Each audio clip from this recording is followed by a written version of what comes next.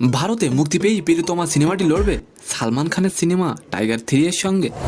তো কি অবস্থা, কেমন আছেন? আমি ড্রামা সবুজ, আর আজকে আলোচনা করব এবার লড়াই হবে শাকিব খানের প্রিয়তমা ও টাইগার সিনেমার সাথে এই বিষয়টি নিয়ে।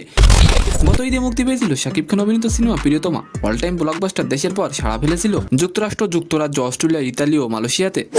আর এবার এই সিনেমাটি মুক্তি পেতে যাচ্ছে পাশের দেশ ভারতে।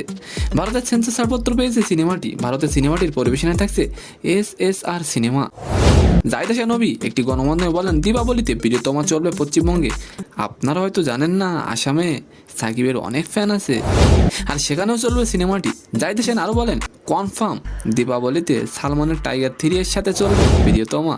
অপরদিকে আছেন আমাদের ভাইজান সালমান খান। সালমান খানের টাইগার 3 একটি বহুল প্রতীক্ষিত ছবি, যার ফলে একই সাথে মুক্তি পেলে সালমানই এগিয়ে থাকবে, কারণ সাকিবের প্রিয়তমা অনেক মানুষই দেখে ফেলেছে। তবে আশা করা যায় বাংলাদেশি সিনেমা প্রিয়তমা সিনেমাটি একবারে ডাউন যাবে না।